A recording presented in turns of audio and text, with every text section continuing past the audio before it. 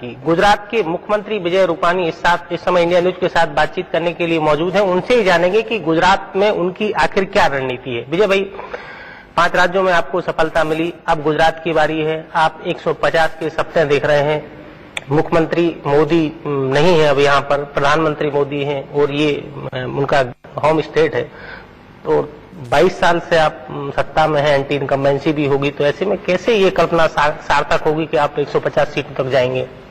Actually आपको बताऊं तो जो लॉजिक है कि 2014 में लोकसभा के जो चुनाव हुए उसमें उत्तर प्रदेश में 80 में से 73 सीट बीजेपी को मिली थी और उस वक्त 403 असेंबली सीट में से 310 सीट के आसपास बीजेपी को बहुमत मिला था। बीजेपी ने वो सीट पर विजयी हुए थे और परिणाम नतीजा भी क्या आया कि 325 सीटें मिली।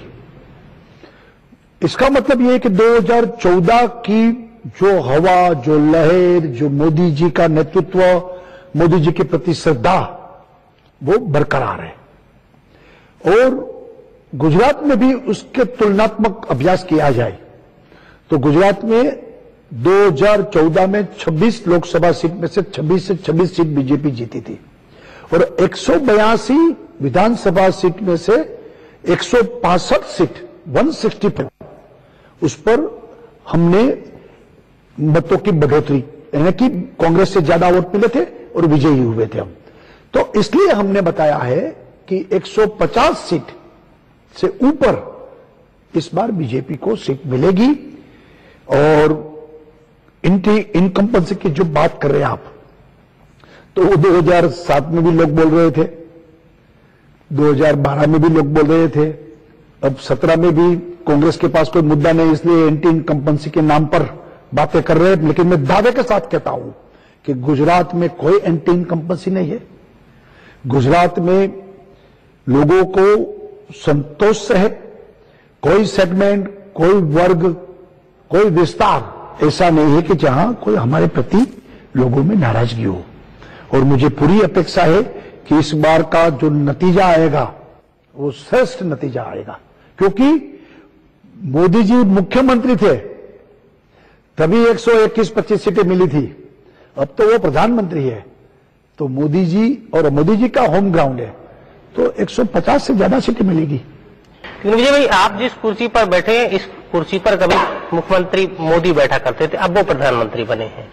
मोदी जी की कमी कहीं ना कहीं तो गुजरात को खली है। मोदी जी के जाने बाद देखो आनंदीबेन आए, फिर आपकी बारी आई, तमाम आंदोलन हुए, हार्दिक पटेल का आंदोलन हुआ, ऊना कांड हुआ, कहीं ओबीसी आंदोलन हुए, तमाम आंदोलन होते जा रहे हैं। ऐसे में आपको कैसे लगता है कि आप मतलब 150 तक पहुंच पाएंगे? मैंने बताया आपको कि उस वक्त कम बारिश हुई थी, कई क्षेत्रों में अकाल था, किसानों को उसके जो उपज रहती है उनको सही दाम नहीं मिला था, लोगों में निराशा थी और उस वक्त पंचायत के चुनाव में बीजेपी को मार खानी पड़ी।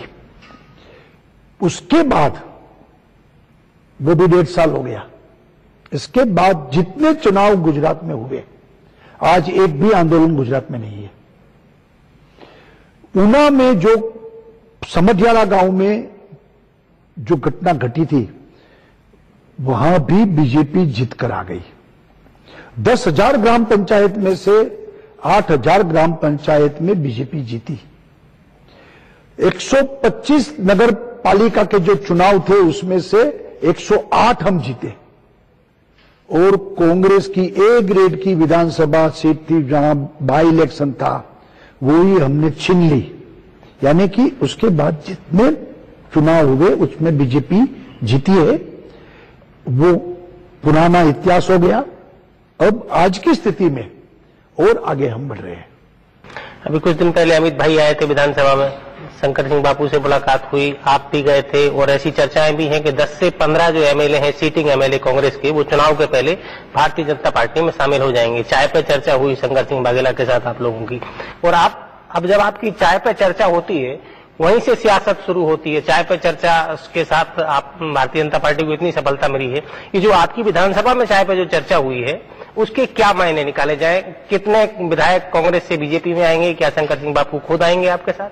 वो तो मुझे पता नहीं है, लेकिन एक बात आपको बताऊं कि 5 राज्यों के चुनाव के बाद गुजरात नहीं, पूरे देश में कांग्रेस पूरी निराशा में डूबी हुई है। कांग्रेस के कार्यकर्ताओं में बड़ा फ्रस्ट्रेशन है। कांग्रेस डूबती ना हो वो भी सब जान गए हैं। कांग्रेस में नेता नहीं है, नीति नहीं है, नीयत भी नहीं है, ये सबको पता चल गया है। इसलिए मुझे लगता है कि कांग्रेस में से लोग निकलने के लिए आतुर बन गए हैं। और चाय पे जो चर्चा की आप बात कर रहे हैं, तो शंकर सिंह जी हमारे पुराने बीजेपी और जनसंघ के हमारे नेता थे। हम तो छोटे छोटे थे उस वक्त, और हमारे बुजुर्ग यानी कि एक आदर के साथ अमित भाई बहुत दिनों के बाद आए थे, और वो आज ऑपोजिशन लीडर है, तो अमित भाई चाय पीने के लिए गए थे, मैं भी साथ में गया था। उस पर तो सिर्फ औपचारिकता ही थी। लेकिन सवाल ये है कि कुछ लोग ये कह रहे हैं कि 10 से 15 विधायक आपके साथ आएंगे और बापू उसकी अगुवाई करेंगे, और आपकी मुस्कुराहट कहीं ना कहीं कुछ बयान कर रही है। तो आप बता रहे हैं, वे आपको बता रहे हैं कि बापू अगुवाई करेंगे, आ रहे, वो मुझे पता नहीं है, वो तो आपको बापू को ही पूछना पड़ेगा। अच्छा, एक अभी आपने गौओं को लेकर जो एक नया नियम बनाया है, बड़ा सख्त कानून बनाया है। अब लोग ये कहते हैं, जो अपोजिशन के लीडर हैं वो कहते हैं कि पूर्व में यहाँ पश्चिम में तो मम्मी और वहां यम्मी, पूर्व की तरफ अलग अलग राज्यों में अलग अलग पैमाना क्यों होगा। लेकिन गुजरात की जनता, गुजरात के लोग क्या चाहते हैं? मैं गुजरात का चीफ मिनिस्टर हूं, और आपको बताऊं कि कांग्रेस बार बोल रही है।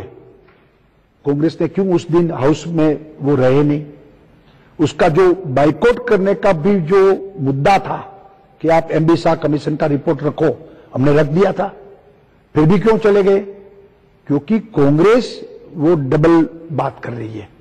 अंदर अगर वो रहते और अंदर विरोध करते, पॉलिटिकल कहते कि ये पॉलिटिकल है, नहीं करना चाहिए, तो गुजरात की जनता में वो एक्सपोज हो जाते हैं। और बार ये बात कर रहे हैं, अरे आपको राइट था, तो आपने क्यों वहां अपोज नहीं किया हाउस में?